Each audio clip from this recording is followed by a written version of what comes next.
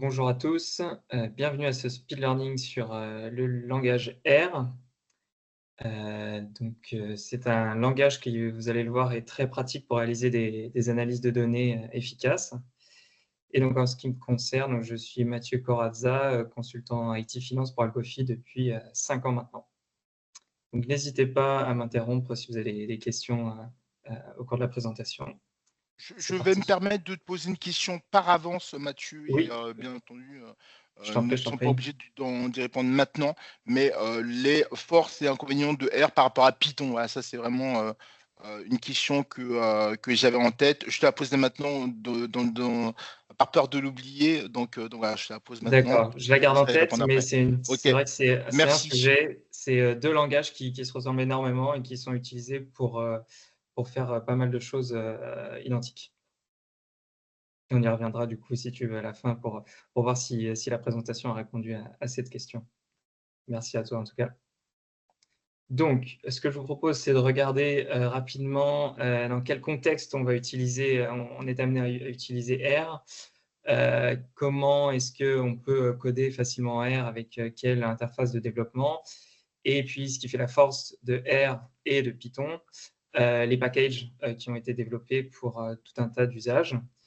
Ensuite, on regardera un peu la syntaxe de base, les opérations, les objets pour stocker des données, et ensuite les fonctions, les boucles et les conditions logiques. Et on terminera avec un cas pratique d'analyse de risque où on va mettre en pratique tous ces éléments-là qu'on aura vus sur la syntaxe de base. Donc, dans quel cas est-ce qu'on est amené à utiliser R? Donc, d'abord, pour gérer de la donnée. R est très utile pour tout ce qui est lecture et écriture rapide dans des fichiers de différents formats, pour des opérations de nettoyage sur la donnée. On peut également la stocker en base, typiquement des bases SQL qu'on peut requêter depuis R pour récupérer des ensembles de données plus ou moins importants. Et il y a tout un aspect aussi qui est très pratique en R et très facile, c'est la représentation graphique. On est capable de faire de très, très beaux graphiques en R. Donc, ça doit parler à tous les artistes qui sont là aujourd'hui.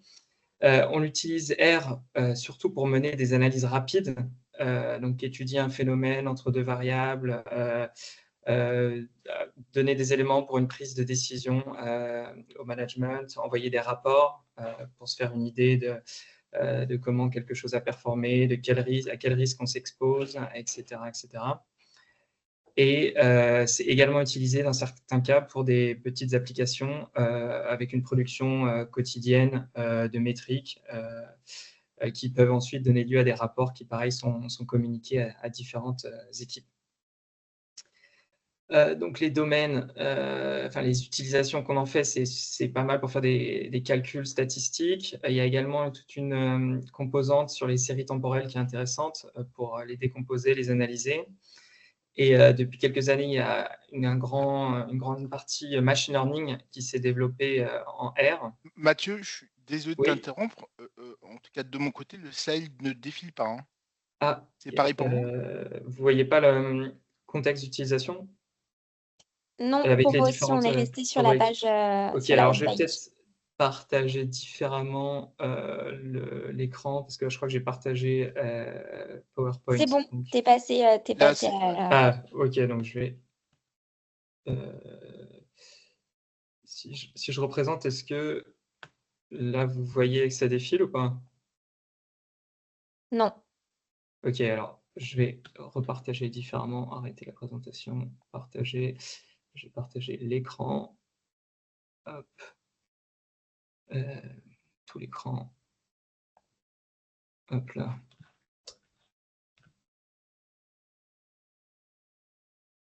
Et donc là, normalement, ça devrait être mieux. c'est super, Mathieu, c'est Ok, super. pardon. Voilà, donc je reprenais les différentes, l'intégralité de ces différentes cadres. Donc, on était à se dire que les domaines dans lesquels c'est utilisé, donc analyse statistique, série temporelle, machine learning et donc, comme disait, les reports. Dans les secteurs d'application, donc on trouve bien évidemment tout ce qui est finance, donc portfolio et risk management. On s'est utilisé également en marketing pour faire de la biostatistique et puis pour des analyses sur les réseaux sociaux. Et puis, il y a tout un tas d'autres secteurs d'application que je n'ai pas listés là. Et l'intérêt, tout comme Python, de R, c'est que c'est un logiciel open source avec une communauté importante. Alors, c'est un logiciel, je dirais, qui est plutôt utilisé par le monde académique et puis chez des clients institutionnels. On a énormément de papiers de recherche qui sont basés sur des analyses statistiques réalisées en R. Et toute cette communauté, ça permet que dès lors qu'on va avoir un problème qu'on n'arrive pas à régler nous-mêmes, il suffit de taper ça dans Google et on va tomber sur des forums, sur des sites comme Stack Overflow, des plateformes comme GitHub ou des forums comme Reddit, où on va avoir facilement des réponses à nos problématiques. Donc, c'est un logiciel qui est abordable, qu'on peut prendre en main assez rapidement. Donc, R, il est disponible sur toutes les plateformes. Et comme on le disait, ce qui en fait sa force, c'est tous les packages qui ont été développés par ces différents acteurs pour des cas d'utilisation bien particuliers sur lesquels on va revenir ensuite. Je ne sais pas si vous avez des premières questions à ce stade. Sinon, je poursuis.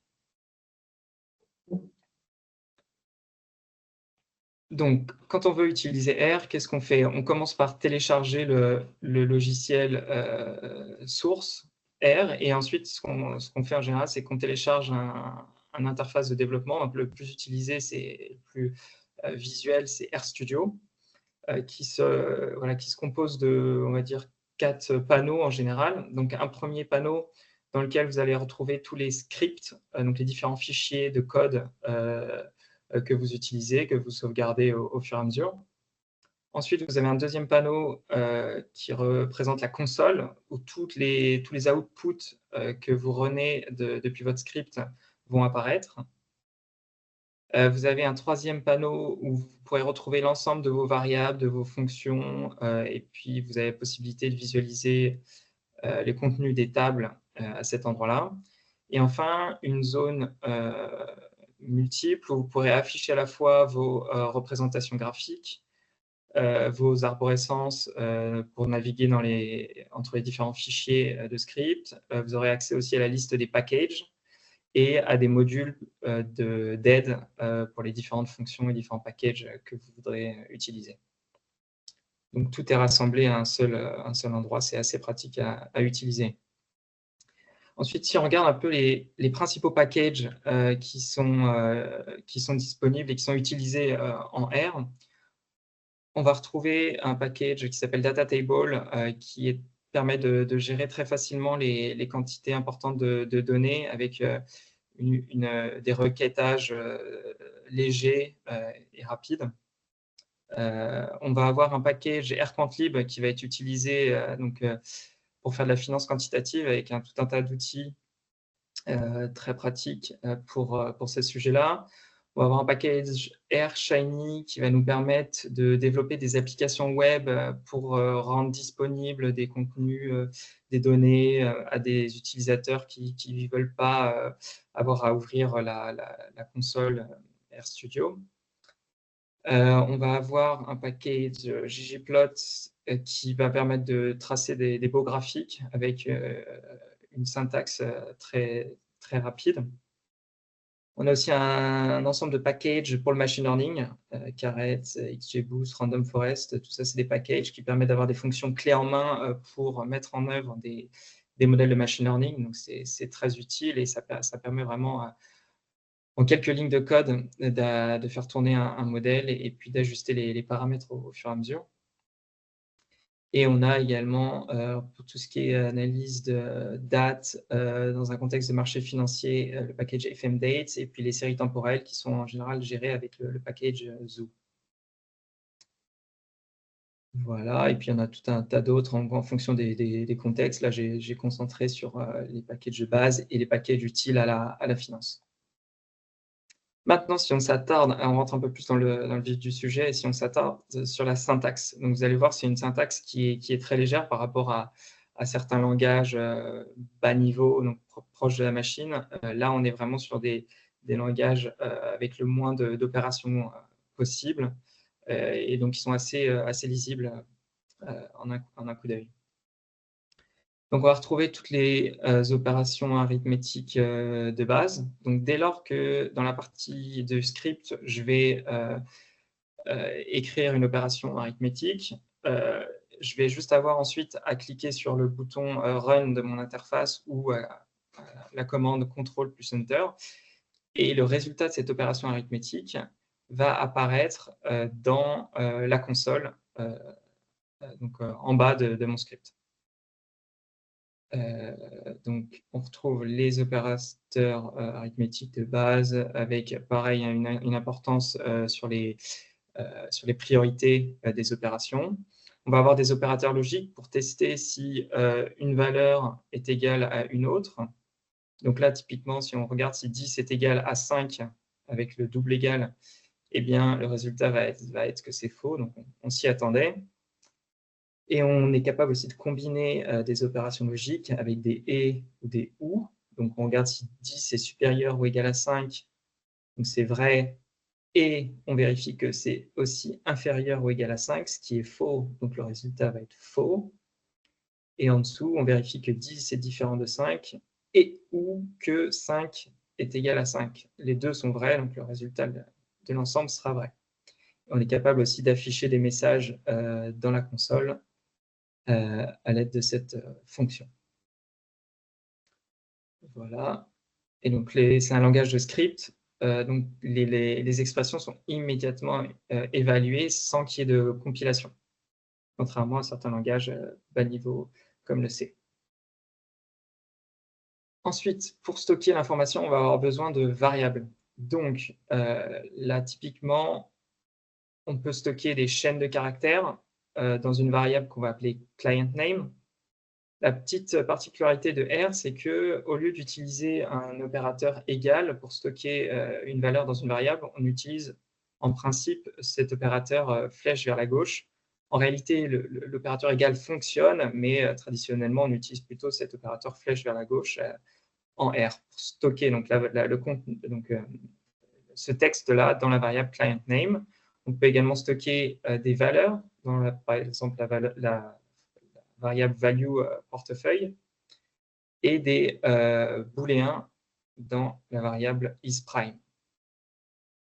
Et derrière, les variables sont forcément typées alors en fait, c'est Mathieu du typage dynamique. Donc, à aucun moment, j'ai déclaré que ma variable isPrime, c'était un booléen. C'est parce que je lui affecte la valeur true que derrière, R sait que la classe de isPrime, regarde le résultat de la console, c'est logical. Et la classe de value PTF, ça va être numérique. Il infère automatiquement les classes des variables en fonction de comment on les affecte. Contrairement à certains langages, il n'y a pas de déclaration préalable de typage. Voilà. Et le typage peut changer en route si tu dis oui. tu l'affectes un booléen, ensuite tu l'affectes un oui, string. Il n'y aura pas de problème. Il n'y aura pas de problème. La classe va changer à ce moment-là. Par contre, si, on le verra tout à l'heure, si je demande à R de faire une opération qui est propre au booléen avec une chaîne de caractères, il va me dire attention, erreur, je ne peux pas faire ce type d'opération sur ce type de variable. D'accord. Donc, c'est pour ça qu'il faut être vigilant. Ça simplifie les choses, mais derrière, il faut être sûr qu'on ne fait pas n'importe quoi parce que sinon, ça peut faire bugger les applications.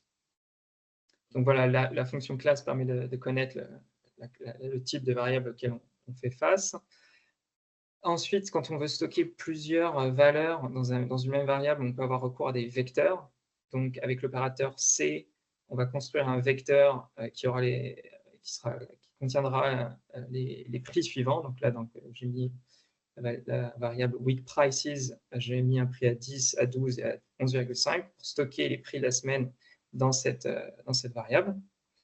Si derrière, je regarde, j'ai fait une opération dans la console, j'ai demandé print le deuxième élément de ce vecteur week prices, eh bien, il m'affiche la valeur 11,5.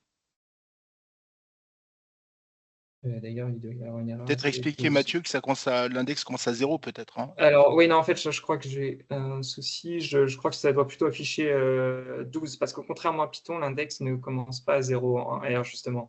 Donc, je me suis mélangé les pinceaux entre R et Python. Et donc là, normalement, le résultat devrait être 12. On va chercher la deuxième valeur du vecteur with prices. Voilà. Ensuite, si on crée un vecteur cette fois, donc pareil de la même manière avec le constructeur C, mais là, au lieu de donner les valeurs une par une, je vais lui dire, avec l'opérateur semicolone, je vais lui dire remplis-moi le vecteur avec tous les entiers de 2 à 7. Bah, derrière, quand on va afficher ce vecteur, on aura bien les entiers de 2 à 7. Et sur ces vecteurs, on peut lui demander mais quelle est la taille de ce vecteur avec la fonction length. Et donc là, il va bien nous afficher une longueur de 6 caractères, de 6 valeurs dans ce vecteur. Ensuite, donc là, on a vu que dans les vecteurs, on pouvait stocker des éléments du même type. Dans une liste, on va être capable de stocker des éléments de différents types. Donc, je vais déclarer une nouvelle liste que je vais stocker dans la variable client-info. J'aurai un premier élément de cette liste qui s'appellera name et qui contiendra la valeur AAM pour Algofi Asset Management. J'aurai une deuxième valeur qui contiendra la valeur du portefeuille, 1,5 million, et une troisième valeur, un booléen, qui dira si oui ou non le client est prime. Donc là, dans la liste, je vais pouvoir stocker différents types de valeurs, contrairement au vecteur. Ensuite, pour stocker des données avec plus de dimensions, on peut utiliser des matrices. Donc là, de la même manière, on utilise le constructeur matrix et on stocke cette matrice dans la variable prices. On indique quelle valeur on veut affecter à cet objet et comment on veut répartir les valeurs. Donc, on veut qu'il y ait nombre de lignes 2 et nombre de colonnes 4. Et ensuite, lui, il va se débrouiller pour répartir les 1, 2, 3, 4, 5, 6, 7, 8 valeurs selon cette logique. L'objet matrix va nous permettre de faire des opérations matricielles, donc typiquement multiplier tous ces prix par une valeur, pour par exemple faire une conversion de devise, transformer ces prix qui étaient en USD en euros, mettons. On peut également faire des opérations matricielles avec des produits matriciels, des transpositions, etc. Ensuite, on a la notion de array qui généralise à plus de 2 dimensions les matrices. C'est-à-dire qu'on va être capable, toujours à l'aide d'un constructeur et avec des paramètres pour dire donc je veux 2 matrices qui auront 2 lignes et 3 colonnes. Et derrière, je vais chercher les contenus de ces valeurs avec toujours des index entre crochets. Donc pour aller chercher par exemple la valeur 9 ici, je vais lui indiquer que je veux la première ligne, deuxième colonne de la deuxième matrice. Et on peut généraliser ça à plus de dimensions, mais là ça devient compliqué ensuite à se le représenter.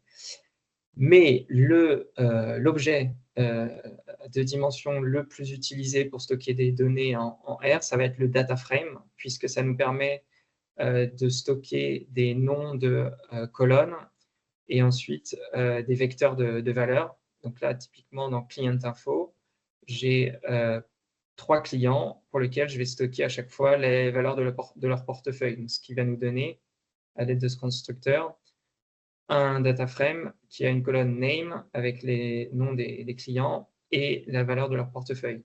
Et derrière, ça va être comme ça qu'on va vouloir stocker la donnée pour facilement ensuite réaliser des opérations dessus, uniquement sur des colonnes, uniquement sur des lignes avec des filtres, on verra plus tard, qu'on applique au fur et à mesure. Voilà. Ensuite, dans les objets, donc là, qui sont plus pour stocker de l'information, mais plus pour réaliser des opérations, on va avoir besoin des fonctions quand on veut stocker une opération qu'on va répéter un certain nombre de fois. Donc, pour ce faire, on affecte toujours à une variable un objet qui, cette fois, va être une fonction, donc à l'aide du constructeur de fonction, dans lequel on va dire qu'on prend plusieurs paramètres. Donc là, je vais faire une fonction, pour l'exemple, qui va convertir un prix. Donc, en paramètre, je vais avoir besoin, bien évidemment, de fournir le prix et de fournir le taux de change qui va me permettre de faire la conversion. Et ensuite, je mets entre crochets les opérations que je vais réaliser dans cette fonction. Et très simplement, on voit que là, j'ai juste à multiplier le taux de change par le prix pour fournir le prix converti dans la devise qui m'intéressait. Et là, il y a une particularité. Il y a certains développeurs qui vont me demander « mais où est le return? Je ne comprends pas, la fonction, elle return rien. » Et bien, une des particularités de R, toujours dans cette logique, de faire un langage léger avec le moins de lignes possible. La dernière valeur qui va être retournée s'il n'y a pas de return, eh bien, ça va être la dernière opération qui a été faite au sein de la fonction. Donc là, typiquement, on fait cette multiplication, c'est le résultat de cette multiplication qui va être envoyé dès lors qu'on fait appel à cette fonction. Donc là, sur ces 3 premières lignes, j'ai déclaré ma fonction. Derrière, si j'appelle cette fonction avec un prix de 50,78 euros que je veux convertir en USD, donc avec un taux de change actuel à 1,09, si j'appelle cette fonction avec ces deux paramètres, et bien dans ma console, je vais avoir le résultat, donc le prix en dollars, 55,35 qui va s'afficher. Voilà, donc le return, il n'est pas obligatoire, il est possible, mais il n'est pas obligatoire. Et là, je me suis amusé à appeler cette fonction, donc à lui fournir un prix toujours de 50,78 euros, mais au lieu de mettre le taux, donc le nombre, la valeur du FX rate, je lui ai fourni une chaîne de caractères USD, et bien là, il me dit « erreur, je ne peux pas faire la multiplication d'une valeur du prix par une chaîne de caractères, donc je n'ai pas pu faire l'opération ».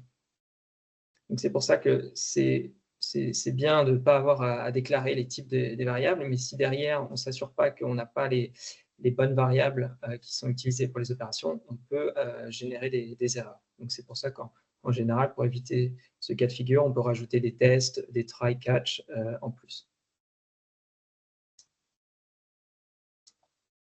Voilà, on arrive ensuite aux conditions, donc aux tests logiques qu'on est amené à employer.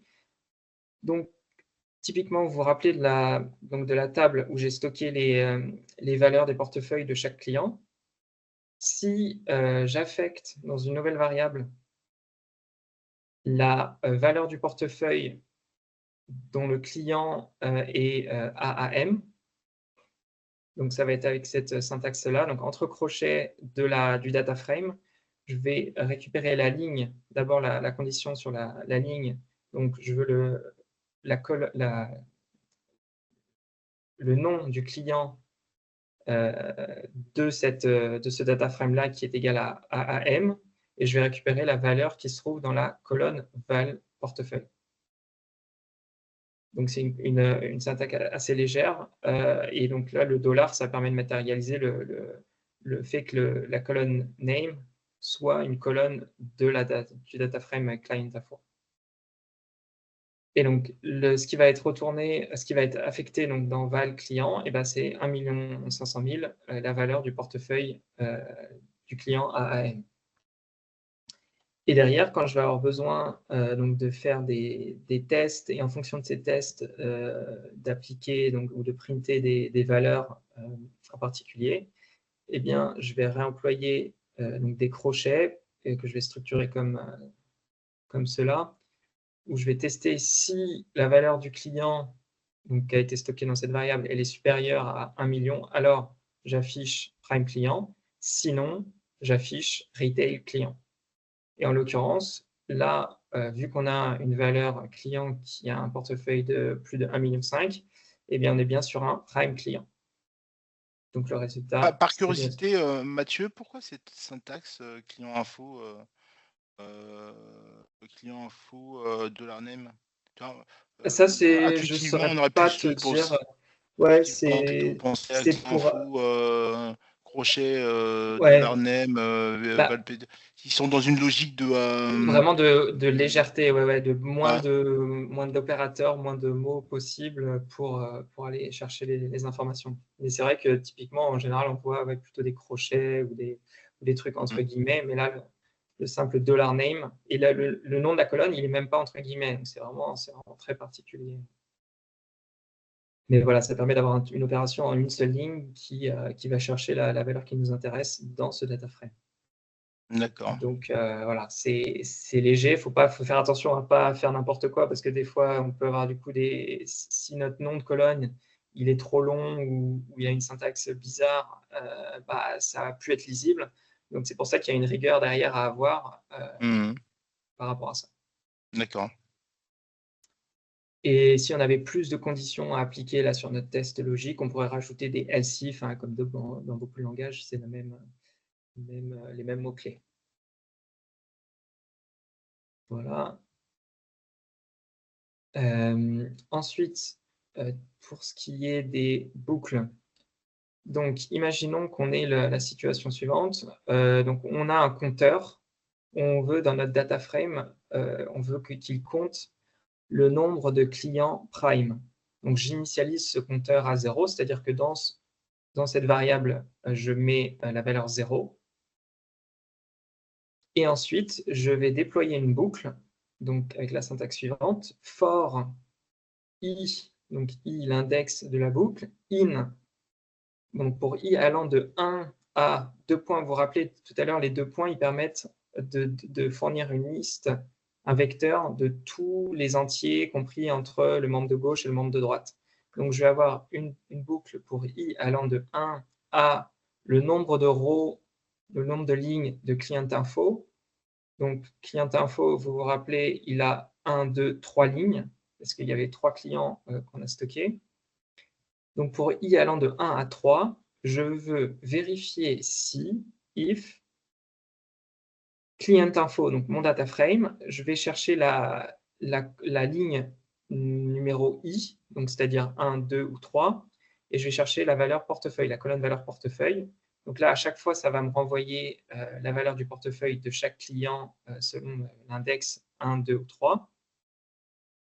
Et là, on n'a pas besoin d'aller chercher les noms. Il y a possibilité soit d'indiquer les noms, soit d'indiquer l'index. On va vérifier que cette valeur est supérieure à 1 million. Et si c'est le cas, alors, entre crochets, si c'est le cas, nombre prime client, donc notre compteur, on va l'incrémenter de 1. Nombre compteur, number prime client égale number prime client plus 1.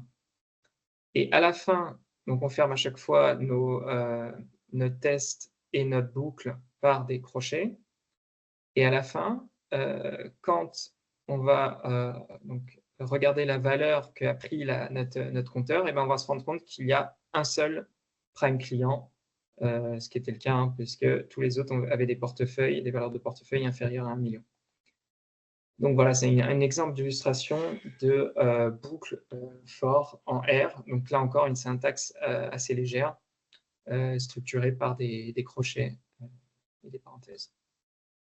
Et on va retrouver les mêmes mots-clés while pour des conditions tant que une condition est vraie, alors appliquer l'opération à l'intérieur des crochets. Voilà, on a fini sur la partie de la présentation de la syntaxe. Si vous n'avez pas de questions, on va pouvoir mettre tout ça en œuvre pour l'exemple pratique qui va suivre. Donc, on a une petite mise en contexte. Donc, imaginons qu'on ait besoin de réaliser une analyse tactique pour un gérant de fonds de notre client. Donc, ce gérant de fonds, il souhaite allouer 100 millions du cash, 100 millions de dollars du cash disponible de son portefeuille sur une action. il a réalisé une étude préliminaire dans laquelle il a repéré 2 actions sous-évaluées avec un fort potentiel de croissance. Donc là, pour l'exemple, j'ai pris Tesla Motors et Intel Incorporation, mais bien sûr, ce sont des exemples et ils n'ont pas vocation à proposer un conseil d'investissement, hein, bien sûr. Et donc, la consigne qu'on nous donne, c'est qu'on voudrait trouver parmi ces 2 actions, quelle est celle qui représente le risque de perte à un jour le plus faible. Donc, parmi ces 2 actions, laquelle des 2 permet potentiellement de perdre le moins d'argent sur une échéance d'un jour. Et donc là, on comprend qu'il va nous falloir calculer la value at risk de chaque action avec ce paramètre d'un jour. Et je ne vais pas m'étendre sur cette notion de value at risk, hein, je vous renvoie au speed learning qui avait été fait par Ashraf, qui présentait cette mesure de risque donc dans son speed learning BAL4 FRTB. Donc, les différentes étapes pour arriver à répondre à cette question. Donc, on va récupérer les prix de clôture quotidiens de ces 2 actions, Tesla et Intel, soit sur Yahoo Finance, sur Bloomberg ou sur Reuters. Là, moi, ce que j'ai fait, c'est que j'ai récupéré sur Yahoo Finance des fichiers CSV donc qui sont disponibles au téléchargement gratuitement. Donc, ça ressemble à ça, hein, un fichier CSV. Donc, c'est un fichier qui est simple à lire puisqu'il est juste, les données sont séparées par des virgules. Donc, on a les différentes colonnes et ensuite les valeurs, donc les dates, les prix, etc., etc. Donc là, on a différents prix. Donc, ce qui va nous intéresser, ça va être le close, le prix de clôture quotidien de ces actions. Donc, pour pouvoir lire ces fichiers CSV, dans mon script R, qu'est-ce que je vais faire? Je vais utiliser la fonction read.csv. Je vais lui indiquer, alors là, si vous ne savez pas utiliser cette fonction, pas de problème. Vous allez voir dans le panneau Help, vous avez la possibilité de taper le nom de cette fonction et derrière, on va vous expliquer à quoi elle sert et comment l'utiliser, quels sont les paramètres obligatoires, quelles sont les valeurs des paramètres par défaut. Vous avez toute la documentation qui est accessible là en un coup d'œil. Donc là, typiquement, j'ai juste besoin d'indiquer le chemin d'accès pour accéder à ce fichier.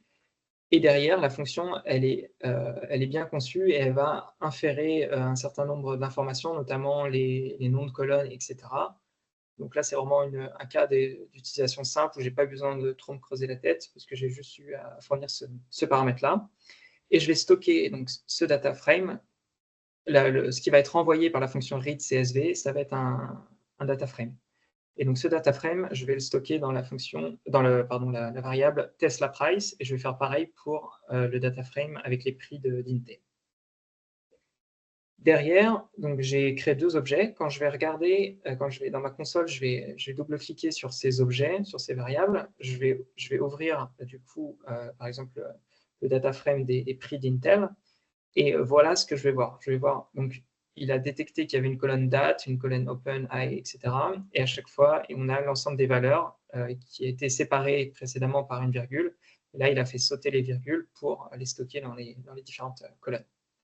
Donc là, en quelques opérations, j'ai un data frame qui est prêt à l'usage parce que R a fait tout le boulot au travers de cette fonction read.csv. Donc, qu'est-ce qu'on va pouvoir faire avec ces data frames? On va pouvoir regarder donc, quelles ont été les colonnes qui ont été récupérées. Donc, si j'utilise la fonction callNames sur la variable qui stocke mon data frame, j'ai la liste de toutes les colonnes de ce data frame. Je vois qu'il y a des colonnes qui ne vont pas m'intéresser. Open, high, low, adjusted, close, tout ça, et volume, ça ne va pas m'intéresser. Si je veux regarder à quoi ressemblent les 5 premières lignes, et comme on l'a vu tout à l'heure, je vais appeler le data frame, je vais mettre des crochets et ensuite je vais lui dire sors les lignes de 1 à 5 et je veux toutes les colonnes. Donc je mets une virgule, mais je ne précise pas le nom des colonnes. Par contre, si je veux uniquement les colonnes qui m'intéressent, c'est-à-dire date et close, et sur les 3 premières lignes, là je vais lui dire affiche-moi les 3 premières lignes de 1 à 3, et je veux uniquement les colonnes date et close. Donc je crée un vecteur à l'intérieur de ces crochets, je crée un vecteur dans lequel j'indique les noms des colonnes qui m'intéressent, date et close. Donc là encore, une syntaxe très light pour à la fin avoir un aperçu donc, des 3 premières dates et des 3 premiers prix de clôture de l'action Tesla. Je peux également, il y a tout un tas donc, de fonctions statistiques, parmi les plus classiques, le max et le min, pour savoir en fait, quelle a été ma dernière date et quelle a été ma première date dans ce dataset. Là, ça permet de voir que j'ai pris un historique sur les 5 dernières années, donc de 2019 à 2024. Et donc là, vous voyez, la fonction max et min, elle va fonctionner donc sur des dates et elle peut aussi fonctionner sur des valeurs, des entiers ou des doubles. Et là encore, quand je vais regarder le type of les valeurs d'une colonne, je vais voir que en fait là, mes dates, elles sont stockées sous la forme de caractères. Donc c'est pas vraiment des dates au sens où je peux faire des opérations. Enfin, regarder quel est le mois, quelle est l'année, quel est le jour de ma date. Là, pour l'instant, c'est toujours des chaînes de caractères. On verra, on le voit ici. Si jamais je veux convertir cette colonne date, donc qui est une chaîne de caractères, en objet date, j'ai une fonction R qui me permet de convertir comme ça à la volée. As.date, j'indique le vecteur que je veux convertir, donc là la colonne date de mon data frame, et je lui indique quelle est la règle de conversion. Donc je lui indique que j'ai d'abord, donc tout ça c'est une logique qui est expliquée dans la fonction, dans la documentation de la fonction. J'indique d'abord l'année, ensuite il y a un tiret qui va ensuite indiquer le mois, month, et ensuite un tiret et le day. Et donc lui derrière il est capable de convertir à la volée cette chaîne de caractères en date, et on va le voir sur le graphique qui va être tracé, parce que la fonction plot, elle permet de tracer facilement un graphique à partir, donc en abscisse, on va fournir les dates de notre data frame et en ordonnée les prix de clôture, et on va lui demander un type linéaire, donc une ligne et pas des points, ce sera plus visuel. Et donc, rien qu'avec cet appel de fonction et cette conversion à la volée des dates, je suis capable de produire le graphique suivant pour me rendre compte de comment a évolué le prix sur les 5 dernières années de l'action Tesla. Donc, vous voyez, en quelques lignes, on arrive déjà à avoir une première analyse visuelle de quel risque porte l'action Tesla sur les 5 dernières années. Donc voilà, et donc là c'était important de convertir la colonne en date pour avoir des années qui s'affichent plutôt que d'avoir des chaînes de caractères un peu aléatoires qui se seraient affichées. Mathieu, on peut juste revenir sur le slide précédent quelques instants, s'il te plaît. Oui.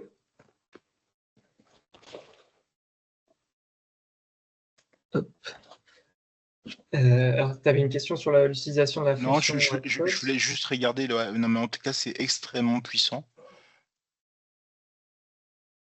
Ouais, c'est-à-dire qu'au-dessus, donc il y avait juste le read CSV. Et là, on fait quelques analyses pour comprendre un peu quelles données, face à quelles données on se trouve. Et derrière, on peut directement afficher le contenu du data frame sur un graphique pour se rendre compte de comment a évolué le prix de l'action Tesla. Donc, en quelques lignes, on a vraiment déjà des premiers éléments qui peuvent être affichés. Tu vas peut-être y venir. Le troisième argument sert à quoi? Le troisième argument pour utiliser R. Pardon. Alors oui, ça c'est donc on lui indique qu'on veut un type linéaire, c'est-à-dire qu'on veut une ligne sur notre graphique et pas des points. Parce qu'il peut y avoir des situations où tu préfères représenter le graphique avec des points ou avec des tirets, etc. Là, comme on veut un prix, on a un prix d'action historique, on veut une ligne, quoi. Voilà. Il y a également plein d'autres paramètres, mais là, je ne me suis pas amusé à les utiliser. pour choisir la couleur de la ligne, pour ajouter une deuxième ligne par-dessus. On aurait pu représenter les deux graphes de prix l'un sur l'autre. Il y a tout un tas de possibilités et tout ça est disponible dans la documentation de la fonction dans RStudio. D'accord. Donc voilà pour cette première visualisation et analyse des données auxquelles qu'on utilise. Maintenant, on va passer un peu plus aux étapes de calcul, puisque je vous rappelle, l'objectif, c'est de savoir entre nos deux actions, laquelle est celle qui représentera le risque le plus faible sur un jour. Donc, pour cela, on va commencer alors, par quelques étapes. Donc, on va stocker dans des variables nDSL et nIntel. On va stocker les longueurs des colonnes de prix, c'est-à-dire combien on a de prix dans nos data frames, parce que l'objectif là, ça va être de calculer, donc on avait des prix de fermeture, l'objectif là, c'est de calculer des rendements journaliers, des logs rendements journaliers, pour ensuite calculer la VAR. Donc, première étape, on va stocker donc le nombre de valeurs à chaque fois, et là, ce qu'on va faire, c'est que donc dans ces deux vecteurs, log return, on va stocker donc pour l'ensemble des dates les rendements journaliers de nos actions. Et donc pour ce faire, à chaque fois, on se base sur la colonne prix. C'est vraiment les prix qu'on utilise. En fait, ce qu'on va faire, on va indexer notre vecteur avec un -1 pour lui dire, tu vas chercher, donc tu vas prendre ta colonne à l'exception de la première valeur. Donc, on va avoir les dernières dates, hop, jusqu'à la deuxième date disponible.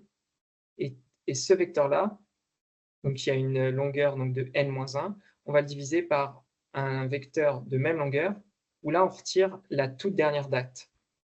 Donc, je ne sais pas si vous arrivez à visualiser ce qui se passe, mais on divise donc les prix à la date t par les prix à la date t-1 grâce à cette opération.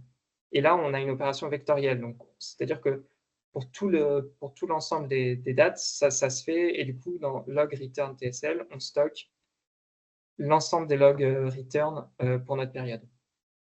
Et derrière, on vient appliquer la fonction log pour aller chercher les logs rendements, justement.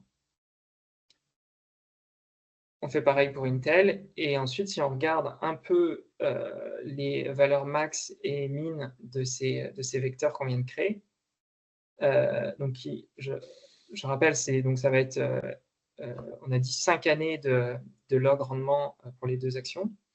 Et là, on voit que la valeur maximum pour Tesla, eh bien, ça va être 18%. Donc, ça veut dire qu'en une journée, il est arrivé une fois, un jour, que l'action Tesla prenne 18%. Donc, probablement qu'Elon Musk avait fait une annonce intéressante ce jour-là. Et inversement, la perte maximale pour Tesla, elle est de moins 23%. Donc, là encore, il y a dû y avoir un événement qui a fait que le prix de l'action, en une journée, il avait chuté de 24%. Voilà. Et ensuite, là, c'est pour regarder le rendement de Tesla sur la première date. Non, pardon. Qu'est-ce que j'ai fait? Ah oui, non, pardon. Là, ce qu'on fait ensuite, c'est qu'on ordonne ces vecteurs par ordre croissant de valeur. Donc, on récupère donc ce qui avait été calculé ici et on le stocke dans le même vecteur, mais sauf que là, la fonction sort va nous permettre de ranger les valeurs par ordre croissant, ce qui fait que quand on va regarder, une fois qu'on a fait ça, quand on va regarder le premier élément de ce vecteur-là, eh bien, on va tomber sur le rendement minimum de l'action de Tesla, qui est le même qu'au-dessus. D'accord? Puisqu'on a rangé par ordre croissant, donc les valeurs négatives d'abord, les rendements négatifs, donc les jours où il y a une perte sur le prix de l'action Tesla, jusqu'aux valeurs positives, donc les gains croissants quotidiens. Et donc là, ce qu'on s'apprête à faire, c'est calculer une valuatrice historique avec une hypothèse donc de distribution log normal des rendements quotidiens pour les matheux, et du coup, la distribution des log rendements sera normale dans notre hypothèse. Et c'est pour ça que derrière, les calculs de value at risk historique est assez simple. Donc, on a maintenant nos rendements quotidiens qui sont rangés par ordre croissant. Très bien. Et bien là, quand on va vouloir récupérer la VAR historique de Tesla et d'Intel, donc on a dit qu'on voulait une value at risk sur un jour. Donc, c'est bien parce qu'on a des rendements journaliers, donc on a déjà ce qu'il faut. Et on va dire pour un seuil de confiance de 99%. Donc, rapidement, une value at risk one day 99%, ça veut dire que donc la valeur qui va nous être produite, ça veut dire que dans 99% des cas les plus favorables, la perte qu'on pourrait courir avec cette action ne dépassera pas la valeur de la VAR, la perte sur un jour. Donc, dans 99% des cas, on ne risque pas de perdre plus que la valeur de la value at risk. Et donc, pour calculer cette value at risk historique, eh bien, on vient chercher dans notre vecteur qu'on vient d'ordonner, donc notre vecteur de log rendement, on vient chercher la énième valeur qui correspond à notre intervalle de confiance. Donc là, comme on veut une value at risk à 99%, on va chercher donc on multiplie le nombre de valeurs totales dans notre vecteur par 1%, et ça va nous donner le rang de la valeur qu'il faut qu'on aille chercher. Et alors, comme cette opération peut donner un résultat, quelque chose qui n'est pas un entier, je convertis en entier avant d'aller chercher la valeur dans ce vecteur, qui, je rappelle, est ordonné. Donc, forcément, on va tomber sur une valeur de ce vecteur qui va correspondre à la perte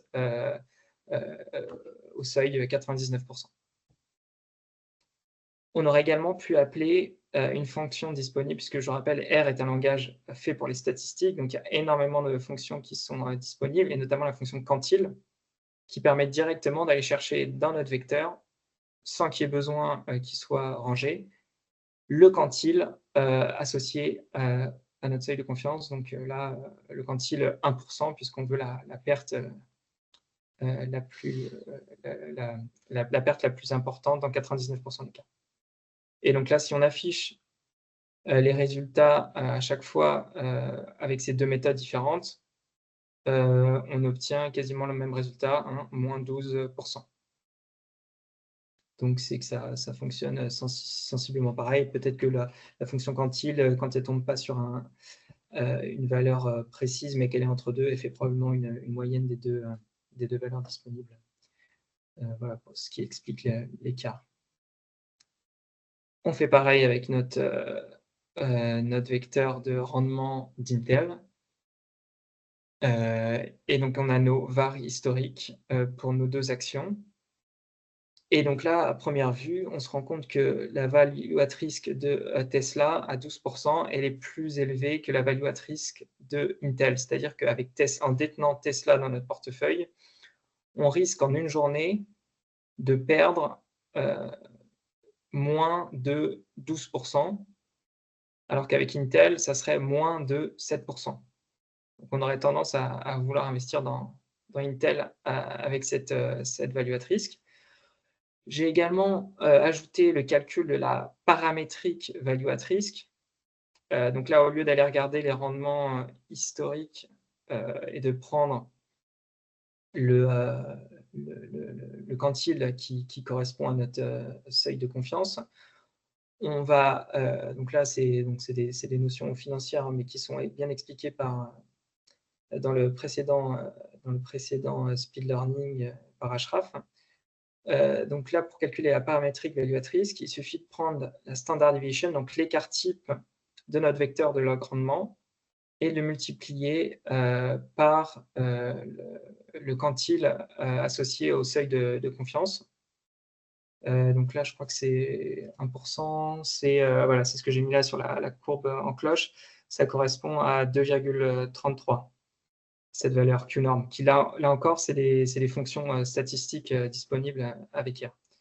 Et donc là, cette deuxième manière de calculer la value at risk, elle nous donne des valeurs qui sont un peu différentes de la value at risk historique, mais ça nous fait tirer les mêmes conclusions, puisque là encore, Tesla se retrouve avec une value at risk plus importante que Intel. Donc, ça nous conforte dans nos conclusions, ces deux approches de calcul de value at risk, puisque au regard de cette mesure, il semble que Intel nous expose à un risque de perte sur un jour plus faible. Donc, on aurait tendance à vouloir recommander à notre gestionnaire de portefeuille d'investir les 100 millions dans Intel. Encore une fois, ce n'est pas un conseil d'investissement, c'est juste un exemple illustratif pour mettre en œuvre un peu toutes ces opérations donc sur les data frames. Et vous montrer à quel point il est rapide d'arriver à des premières conclusions en quelques lignes de calcul avec R. Et ça, donc, notre exemple, notre cas pratique se termine, mais il y a une slide bonus. Une slide bonus, vous avez de la chance aujourd'hui. Il y a un petit bonus. En fait, c'est exactement la même analyse, mais cette fois, au lieu d'utiliser les packages de base, donc DataFrame et les opérateurs de base, je vous montre en quelques lignes là comment des packages comme DataTable et Magriter sont employés. Donc, c'est des packages qui permettent encore plus de simplifier les différentes opérations et de rendre les lignes de calcul un peu plus visuelles encore et simplifiées. Alors, parfois, ça peut complexifier finalement la lecture, mais bon, voilà. C'est juste pour illustrer comment est-ce qu'on aurait fait si on avait utilisé les fonctions de ces packages-là. Donc, de la même manière, on aurait lu le fichier CSV, mais cette fois-ci avec la fonction fread, qui est plus rapide que le read.csv en général. Et de la même manière, on aurait pu directement sélectionner les colonnes qui nous intéressent et indiquer quelles sont les classes de nos différentes colonnes. Alors là, j'ai encore fait une erreur. Au lieu de mettre... Ah non, pardon. Non, c'est bon. En fait, close, ça, il sait directement que c'est une colonne qui contient des nombres. Par contre, la colonne date, vous vous rappelez tout à l'heure, il nous l'avait lu comme une chaîne de caractères. Et bien là, je lui dis, attention, la colonne date, il faut que tu la lises comme étant de type date. Et donc, directement, je n'aurai pas besoin de faire la conversion plus tard. Directement, quand il va me lire mon fichier CSV, le data table qui va stocker ensuite, il aura déjà des valeurs de date dans la colonne date. Donc là encore, il y a tout un tas de paramètres qui peuvent être rentrés pour directement faire les opérations de conversion. Et donc là, de la même manière, si on représente graphiquement nos prix au cours des 5 dernières années, la syntaxe est presque la même, sauf que là, vous voyez, je peux directement lui dire, sans avoir à mettre la colonne date entre guillemets, que c'est elle que je vais représenter, que je vais aller chercher, c'est cette colonne-là que je vais aller chercher dans le data frame. Et pareil pour les prix. Là, le package data table. Donc en fait, data table, c'est une classe qui hérite de la classe data frame. Et en plus, elle a des fonctionnalités comme celle-ci là qui permettent d'aller encore plus vite et de ne pas avoir à mettre de guillemets. Et derrière, le package Magriter, il va permettre l'utilisation de ce qu'on appelle l'opérateur pipe pour dire, alors là, c'est pas forcément lisible, hein, mais pour dire, OK, donc je fais une première opération, donc comme tout à l'heure, je calcule les logs rendement entre les dates T et T-1, et le résultat de ce truc-là, je l'envoie directement avec l'opérateur pipe, je l'envoie directement dans la fonction quantile au niveau du point, avec comme paramètre le seuil de probabilité 1%. Donc là, on gagne une ligne d'affectation dans une variable, et c'est finalement tout le résultat là qui va être affecté dans notre variable de value at risk. Voilà, et on peut faire pareil avec la value at risk paramétrique. où là encore, on calcule les logs rendement. Le résultat, on ne l'envoie pas directement dans la variable, on le fait passer dans la fonction standard deviation. Et ensuite, ce résultat-là, donc là, on a un vecteur, ça devient ensuite une valeur unique. Et ensuite, ce résultat de valeur unique, cet écart type, on le multiplie par le quantile 1% de la fonction de la distribution normale. Et le résultat final est envoyé dans la variable param var intel. Donc là, vous comprenez que ça permet de ne pas avoir à créer de variables intermédiaires, etc. Mais bon, là, c'est une syntaxe qui est un peu plus, des fois, sophistiquée à comprendre. Voilà, c'était juste pour vous donner un aperçu de ces deux packages qu'on peut retrouver des fois dans les scripts des clients ou des amateurs de R. Voilà, donc peut-être que je peux conclure, et puis si vous avez des questions, on pourra essayer d'y répondre. Donc j'espère que j'ai réussi à vous convaincre que R était un langage rapide pour réaliser des analyses de données, un langage qui s'appuie sur de nombreux packages, donc soit des packages pour des domaines d'applications différentes, donc finance, réseaux sociaux, industrie, ou des packages donc pour des sujets en particulier, donc tout ce qui est tracé des graphiques, tout ce qui est analyse statistique, etc. On ne s'est pas trop étendu aujourd'hui sur la partie visualisation, mais il y a possibilité de faire des graphiques très, très, très beaux, représenter les données de manière synthétique pour qu'ils soient lisibles facilement.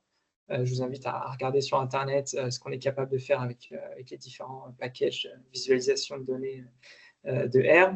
On a également aussi accès directement au contenu des data frames, des data qu'on charge, que ce soit avec la lecture de CSV ou avec des requêtes. Il y a des packages pour requêter des bases SQL.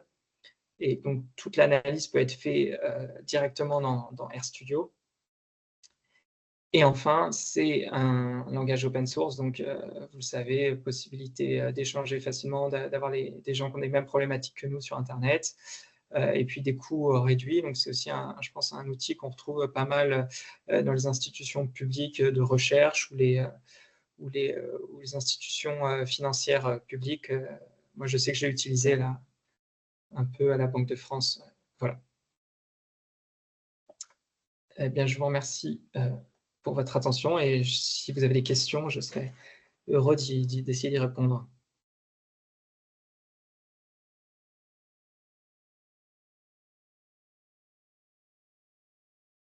Il y avait une question, Mathieu, sur le Python, la Ouais. comparaison de Python. Et alors, du coup, il y a énormément de similitudes entre les deux langages, et je pense qu'il va falloir que je fasse un speed learning sur Python, un peu sur le même format, si tu es d'accord, pour vous arriviez à identifier les différences qu'il pourrait y avoir entre les deux langages.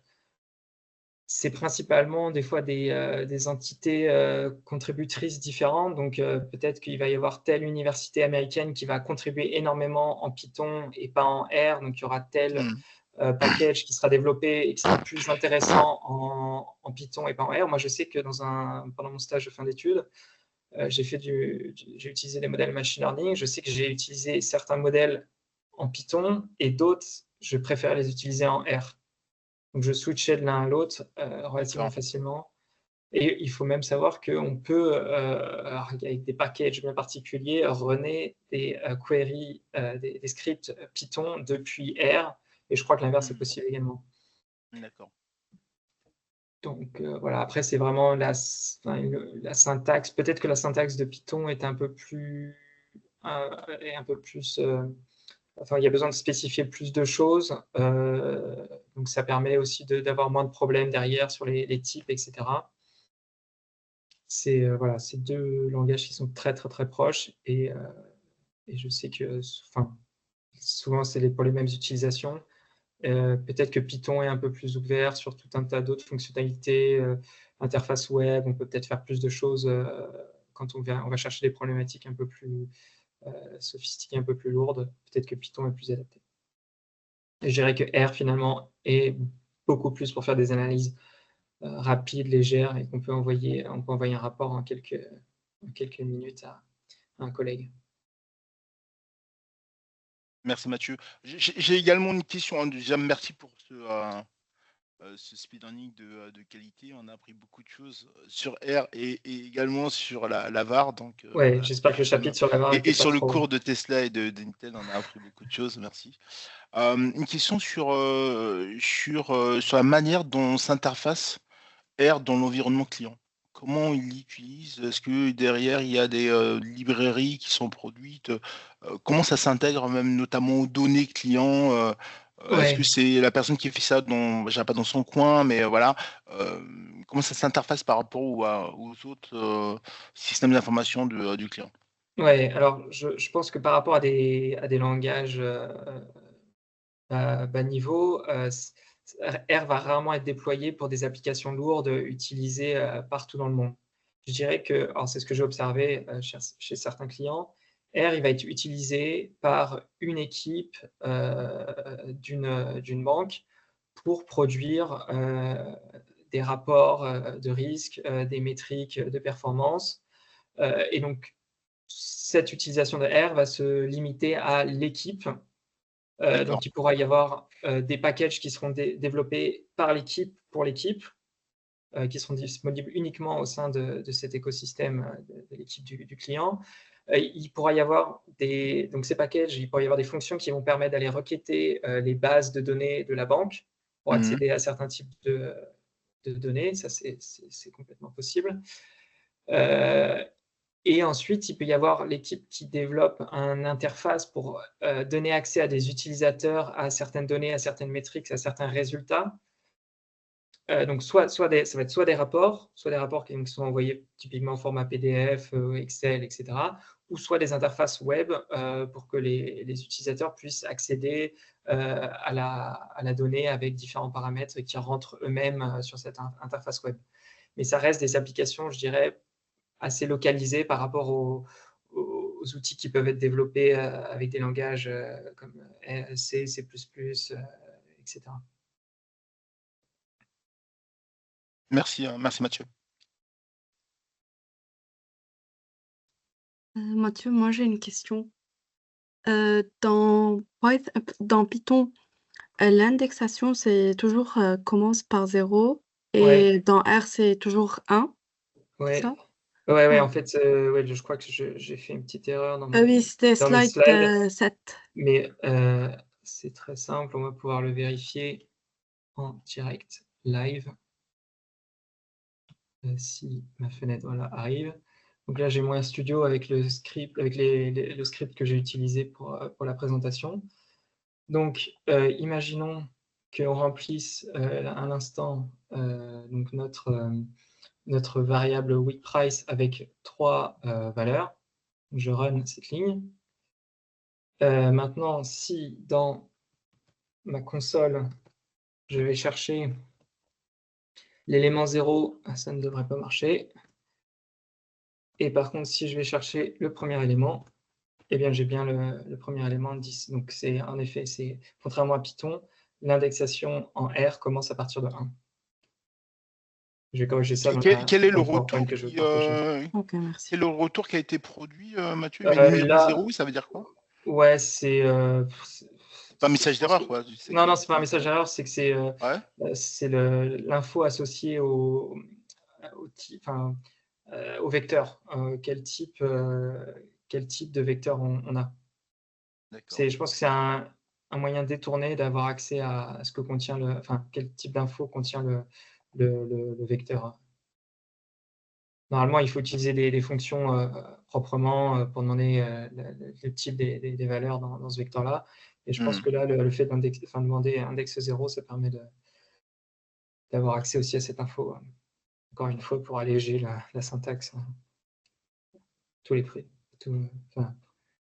quel que soit le coût. Le fait que ce soit du script, hein, je ne connaissais pas du tout R, hein, pour être honnête avec toi, Mathieu, j'ai appris. C'est vrai que j'étais très attentif, j'ai appris beaucoup de choses. Le fait que ce soit du script, est-ce que ça limite pas le langage et les possibilités du langage?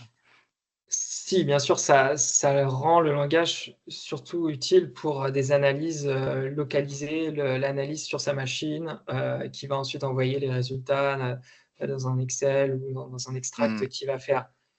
Si, bien sûr. On peut pas tout avoir.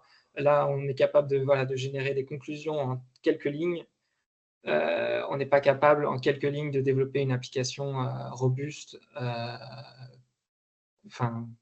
pour un coût si faible, quoi. D'accord. C'est ça, je pense, les limitations, c'est que ça peut pas être déployé pour des applications lourdes et robustes, qui tournent en production, partout dans le monde, quoi.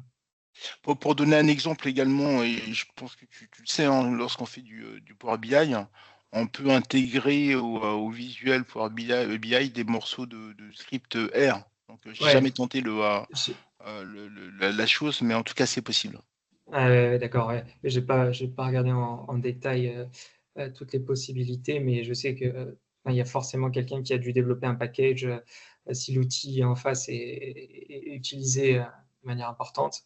Il y aura forcément des packages qui vont être développés, qui vont être mis, sur la librairie accessible à tout le monde, On peut faire ça en RStudio, on peut faire également avec les IDE traditionnels type Visual Studio Code ou c'est possible? Ah oui, Ouais. on peut éditer du code R, ouais, depuis les IDE classiques, je sais que c'est l'IDE propre à R et qui est souvent utilisé, D'accord. dans les débuts. Ensuite, c'est chacun son style. Est-ce qu'il y a d'autres questions? N'hésitez pas, hein, vraiment, Je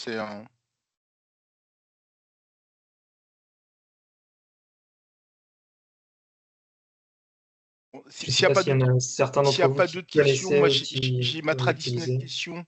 Excuse-moi Mathieu, hein, j'ai ma traditionnelle question destinée à l'équipe commerce.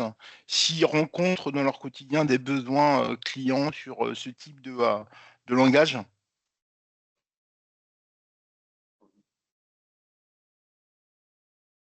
Théophane, Jean, n'hésitez pas à répondre. Je crois qu'il faut représenter l'équipe commerce. Hello. Alexis, je t'avais pas vu. Et Antoine, allez-y, hein, n'hésitez pas à répondre. Ouais, alors merci beaucoup, hein, Mathieu, hein, pour la presse. Pas de mon côté, mais je vais regarder parce que ça a l'air plutôt intéressant. Ouais, nous on est plutôt sur des langages objets, Python, dans Java, quoi. Donc tu parlais un peu de Python à la fin, ça pourrait être sympa, effectivement. D'accord. Peut-être Antoine, peut-être également. Je sais qu'il y a des équipes. Je crois qu'on ne peut pas citer les clients malheureusement. Donc, je vais m'arrêter là. Antoine Oberdorf, peut-être, est-ce que tu peux nous dire également, nous éclairer? Alors, je rejoins un petit peu Et ton avis, Mathieu, également intéressant. Hein. Je rejoins un petit peu, merci Toussaint, je rejoins un petit peu l'avis de Jean, en tout cas Ouais. sur mes périmètres que j'occupe. On est plutôt sur l'existant, entre guillemets, de nos connaissances sur nos périmètres, sur des développements en langage objet classique, plutôt du Java, pour la partie front, sur des frameworks Angular, ou alors du C# majoritairement, quoi, pour la partie back. D'accord. Sur ce type de problématique, on verra moins du C#. Hein. Là, on verra plutôt sur des langages vraiment avec une force, comment on peut dire ça, Mathieu, une force Clé en sur main. des librairies mathématiques Ouais, des librairies clés en main, ouais. qui permettent d'aller vite, quoi. Ouais. Mais après, oui, je pense spécialisées, que on peut dire des librairies spécialisées, même, on peut dire ça comme ça. ouais, Hein. ouais, il y en a pour vraiment tous les domaines d'application. Et je pense qu'il peut arriver que le langage R soit associé au langage Python dans des demandes, dans des offres. Mais le Python, je pense, est quand même beaucoup plus utilisé chez les clients, et on peut avoir quand même du R dans certaines équipes ou dans des clients institutionnels avec, notamment, c'est quand même un héritage du milieu de la recherche, du milieu académique, ce langage. Donc, il peut y avoir des fois des demandes en R pour des clients institutionnels. Super. Une dernière question, en tout cas pour finir, messieurs, c'est la question à 1 million, Mathieu. Pourquoi ça s'appelle le langage R? Là, je crois que je n'ai pas la réponse, mais il faut que je la rajoute à la présentation, tu as raison. J'ai posé la question, sait-on jamais, mais ce type de langage a une lettre. Pour les développeurs, c'est toujours problématique lorsque tu essaies de développer Ah, des outils de recherche. C'est vrai qu'une seule lettre, c'est toujours un peu compliqué à implémenter. Alors, quelle est la raison mais alors? regarde, j'ai triché, là, j'ai Moi, la réponse sous les yeux. je Ah, l'ai. pardon. Moi, Euh, j'ai la réponse si vous voulez.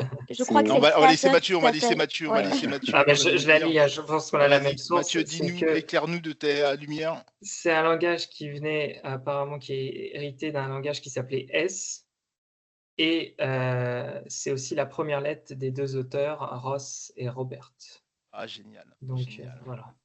Voilà la Mais c'est raison. vrai que c'est important Le l'histoire. pourquoi J'ai du pas fait comment. de slide historique. Le pourquoi du comment. Merci Mathieu.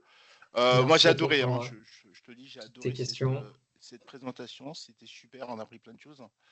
Eh ben, j'essaierai d'en faire une C'est autre pareil peut-être pour sur tout le monde. Python avec un exemple pratique sans noyer tout le monde dans des détails Non, mais inutiles. c'est en tout cas les exemples que tu nous as donnés, c'était vraiment du pratique. C'est vraiment. Et puis j'ai compris également ton message que tu souhaitais qu'Algofi crée une branche, une filiale asset management. Donc voilà, je note tout ça.